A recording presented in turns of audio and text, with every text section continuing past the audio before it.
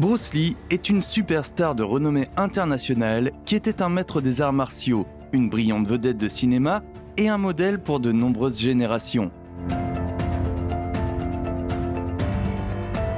Au cours de sa vie quelque peu courte, Bruce Lee a réussi à trouver une place dans le cœur de millions de fans. Malheureusement, Bruce Lee est décédé à l'âge de 32 ans en 1973. Mais cela n'empêche pas qu'il ait laissé derrière lui un héritage très large. Bruce Lee était un maître d'armes tellement incroyable que beaucoup de gens se sont demandé s'il n'était pas un surhomme dans la vraie vie. Aujourd'hui, nous allons aborder plusieurs de ses capacités physiques ayant laissé de nombreuses personnes bouche bée. Restez donc avec nous. Si vous aimez cette vidéo et que vous voulez en voir d'autres, n'oubliez pas d'appuyer sur le bouton j'aime et d'activer la cloche de notification. Et si vous voulez vraiment être épaté, ne quittez pas la vidéo avant le numéro 2. Drapeau du dragon. Je suis sûr que nous sommes tous conscients que quelles que soient les compétences que nous possédons, elles peuvent facilement se perdre si nous ne continuons pas à les entraîner. Ces compétences peuvent concerner la dactylographie, les jeux, le chant ou d'innombrables autres compétences que beaucoup d'entre nous possèdent. Cependant, pour Bruce Lee, sa compétence la plus évidente était sa capacité physique. Selon la femme de Bruce, il passait presque chaque minute de chaque jour à perfectionner ses compétences et à s'entraîner. Il savait que s'il voulait être le plus grand maître d'armes du monde, il devait passer toutes ses heures éveillées à s'entraîner. Cependant, Bruce Lee n'était pas du genre à s'entraîner avec le commun des mortels. Il a découvert que les exercices ordinaires n'étaient pas suffisants pour l'aider à rester en forme. Il a donc dû développer son propre style d'entraînement, qu'il a appelé Dragon Flag. Pour Bruce, la plupart de ses entraînements concernaient le torse et les muscles centraux. Ces muscles étant essentiels à ses techniques d'arts martiaux, il a développé le Dragon Flag spécifiquement pour faire appel à ses muscles. Au début de cette séance d'entraînement, Bruce s'allongeait à plat sur un banc, puis soulevait le reste de son corps du banc en utilisant uniquement ses épaules. Cette séance d'entraînement permettait d'affiner presque tous les muscles du centre de son corps, l'aidant à atteindre des niveaux de forme physique inégalés. De nos jours, les entraînements Dragon Flag de Bruce sont devenus un élément essentiel de la communauté des arts martiaux, la technique de Bruce aidant les adeptes des arts martiaux du monde entier à réaliser l'importance de la force du corps. Il attrapait des grains de riz avec des baguettes chinoises. Si vous êtes un fan de films d'arts martiaux, il y a de fortes chances que vous ayez déjà vu Karate Kid à un moment donné. Si vous repensez au film, vous vous souviendrez probablement d'une scène dans laquelle Daniel LaRusso s'entraîne à essayer d'attraper une mouche avec une paire de baguettes. Ce qui semble simple au départ s'avère très difficile, mais Bruce Lee va aller encore plus loin. Malheureusement, cet exploit n'a jamais été parfaitement filmé. Cependant, Bruce Lee aurait lancé des morceaux de riz en l'air et les aurait attrapés avec des baguettes. Il faisait cela pour aiguiser ses réflexes de la manière la plus impressionnante qui soit. On dit qu'il était un maître en la matière et qu'il pouvait attraper le riz presque à chaque fois qu'il était lancé en l'air. Ses réflexes rapides comme l'éclair étaient bien supérieurs à ceux de ses adversaires de l'époque et personne n'a été capable d'égaler ou de surpasser son succès après toutes ces années. En fait, de nos jours, beaucoup de gens se demandent si Bruce Lee a pu réaliser cet exploit, car il semble totalement impossible. Pourtant, ce n'est qu'un exemple de plus qui montre que Bruce Lee était surhumain. La force surhumaine de Bruce. L'un des accomplissements de Bruce Lee que beaucoup de gens négligent est sa force pure. Il peut sembler évident qu'un pratiquant d'arts martiaux doit être fort, mais la plupart des gens ne réalisent pas à quel point Bruce Lee était vraiment fort. La plupart du temps, les gens associent la force à de très gros muscles. Lorsque vous pensez à quelqu'un de très fort, vous imaginez probablement quelqu'un qui mesure environ 1,80 m et qui a plus de muscles qu'il ne pourrait en utiliser réellement. Pourtant, Bruce Lee avait un corps assez petit, mais il était plus fort que la plupart des gens pourraient rêver d'être. Pour s'en convaincre, il suffit de regarder ses sacs d'entraînement. La plupart des gens s'entraînent à donner des coups de poing et des coups de pied sur des sacs d'entraînement. Bruce le faisait aussi, mais il les déchira très rapidement. Il a fini par avoir du mal à utiliser des punching balls normaux car il transperçait régulièrement ou les faisait éclater. Cela signifie que Bruce devait trouver des sacs plus lourds et plus denses, capables de résister à sa force incroyable. N'oubliez pas qu'un sac de frappe normal pèse environ 50 kg.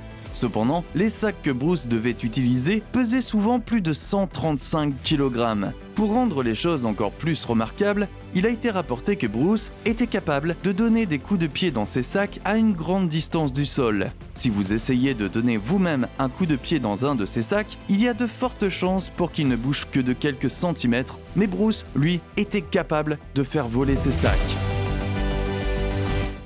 Pompe et traction.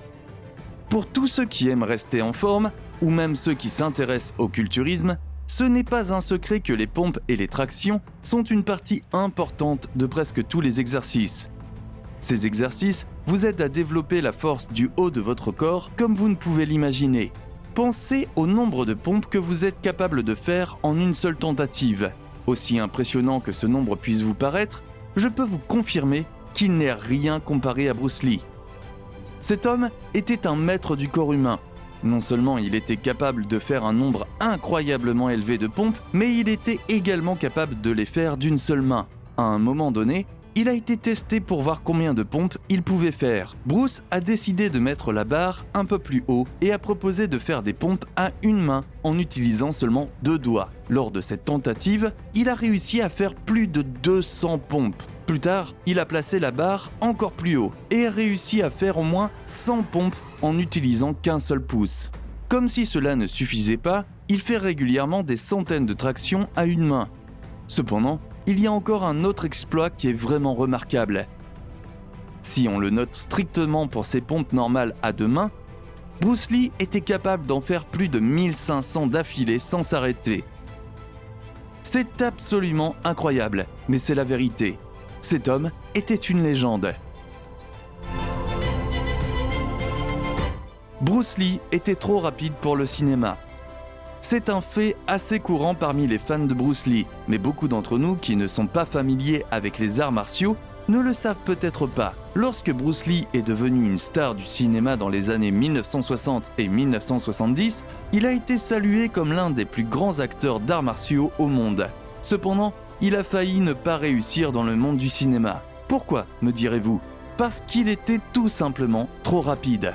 Lorsque les cinéastes ont travaillé sur Le Frelon Vert, l'un des films les plus populaires de Bruce Lee, ils n'ont pas pu enregistrer ses mouvements en temps réel. De nos jours, nous disposons de caméras qui peuvent filmer en 30, 60, 120 ou même 240 images par seconde. Cependant, dans les années 60 et 70, la plupart des caméras avaient du mal à enregistrer des films de 24 images par seconde seulement. Cela signifie que la plupart des scènes de combat de Bruce Lee n'apparaissaient pas correctement à la caméra. Comme les cinéastes allaient bientôt l'apprendre, Bruce était capable de frapper jusqu'à 9 fois en une seconde. Il était également capable de donner 6 coups de pied en une seconde. Lorsque vous essayez d'enregistrer ces mouvements avec une caméra qui ne peut enregistrer que 24 images par seconde au mieux, cela signifie que de nombreuses scènes de combat de Bruce donnaient l'impression qu'il était immobile. Selon les producteurs présents sur le plateau de tournage à l'époque, le film qu'ils ont enregistré donnait l'impression que Bruce se tenait immobile pendant que ses ennemis tombaient autour de lui. Cependant, en réalité, son talent était tout simplement trop grand pour que les films puissent le suivre. Pour remédier à la situation, les réalisateurs ont dû demander à Bruce de ralentir afin de pouvoir suivre ce qu'il faisait. Cependant, même après avoir fait cela, ses mouvements sont toujours très flous à la caméra. Le coup de poing d'1 pouce. Tous ceux qui ont entendu parler de Bruce Lee ont probablement entendu parler de son légendaire coup de poing d'1 pouce. Il s'agit d'un coup de poing extrêmement puissant que Bruce Lee a pu réaliser à maintes reprises, mettant à terre les adversaires de toute forme et de toute taille, même des adversaires beaucoup plus grands que lui. Il plaçait sa main très près de son adversaire, puis donnait un coup de poing qui l'envoyait voler jusqu'à 5 mètres en arrière.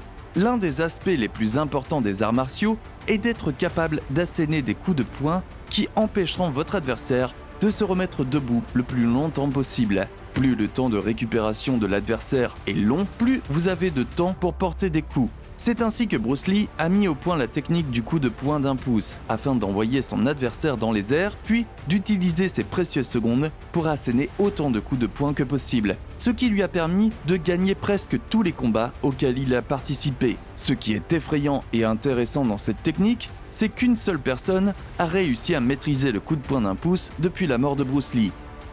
Cet homme, un moine Shaolin, a réalisé cet exploit devant des caméras et un groupe d'experts en physique. Lorsqu'il exécutait l'attaque, il était observé de très près. Les experts ont rapidement déterminé que la force de l'impact du coup de poing d'un pouce était équivalente à un accident de voiture survenu à environ 50 km/h. Dire que ce coup de poing était dévastateur serait un euphémisme. Je ne voudrais pas me retrouver du mauvais côté du poing de cet homme. Un tour de magie. Si vous avez déjà été à côté d'un magicien, vous avez probablement vu le tour de magie classique consistant à tirer une pièce de monnaie de derrière l'oreille de quelqu'un. Il s'agit d'un tour classique que la plupart des magiciens apprennent à un moment donné de leur carrière. Croyez-le ou non, Bruce Lee avait un tour très similaire qu'il présentait à ses fans. Au lieu de trouver une pièce derrière votre oreille, Bruce Lee vous offrait une pièce et la plaçait dans la paume de votre main. Il vous demandait d'étirer votre paume aussi plate que possible. Puis, dès que vous le voyiez bouger un tant soit peu, vous deviez refermer votre paume avant que Bruce ne puisse vous prendre la pièce. Cet homme se déplaçait si rapidement que pour autant que l'on sache, personne n'a jamais pu l'empêcher de retirer la pièce de sa paume. Cependant, au fil des années, Bruce a ajouté à ce tour et l'a rendu encore plus incroyable. Au lieu de simplement attraper la pièce avant que la personne ne puisse fermer sa main, Bruce remplaçait également la pièce par une autre. Au moment où vous pensiez avoir réussi à le tromper, vous ouvriez votre main pour découvrir qu'une toute nouvelle pièce avait été placée à l'intérieur. Imaginez si cet homme avait utilisé ses compétences pour le mal au lieu du bien. Il aurait été un maître du pickpocket. Heureusement, Bruce a choisi un chemin beaucoup plus noble dans sa vie. Bruce était trop agile. L'une des citations les plus populaires et les plus puissantes de Bruce Lee se termine par la phrase « Sois de l'eau, mon ami ». Il s'agit d'une référence à la capacité de Bruce à être incroyablement agile, à tel point que ses adversaires ne pouvaient que rarement poser la main sur lui. En de multiples occasions, il a été dit que les adversaires de Bruce ont fait de leur mieux mais n'ont pas réussi à lui porter un seul coup pendant tout le combat. Une autre des leçons les plus importantes qu'un pratiquant d'arts martiaux puisse apprendre est la façon de calculer l'attaque de son ennemi, de rester agile, d'éviter ses coups de poing ou d'utiliser son propre corps contre lui. Dire que Bruce a perfectionné cette technique serait encore un euphémisme. Bruce utilisait souvent la phrase « Sois de l'eau mon ami » pour expliquer que, pour bien se battre, il faut être aussi libre, amorphe et agile que l'eau. Cependant, il y a un côté beaucoup plus sombre à cette phrase que beaucoup de gens ignorent. Contrairement à Bruce qui dit à ses adversaires d'être de l'eau, il avait en fait une peur profonde des grandes étendues d'eau. Lorsqu'il était enfant, il a fait une farce à sa sœur et l'a poussée dans l'eau alors qu'elle ne regardait pas. Pour se venger, sa sœur l'a attrapé et l'a maintenu sous l'eau jusqu'à ce qu'il promette de ne plus jamais faire une telle chose. Lorsqu'il est sorti de la piscine, il s'est séché et n'est plus jamais entré dans une piscine pour le reste de sa vie. Vous parlez d'une leçon apprise. Merci beaucoup d'avoir suivi cette vidéo. Connaissez-vous d'autres faits concernant Bruce Lee que nous n'avons pas mentionnés dans cette vidéo ? Si c'est le cas, n'hésitez pas à les partager dans les commentaires ci-dessous pour que nous puissions perpétuer sa mémoire. N'oubliez pas non plus d'appuyer sur le bouton j'aime et d'activer la cloche de notification pour voir d'autres superbes vidéos.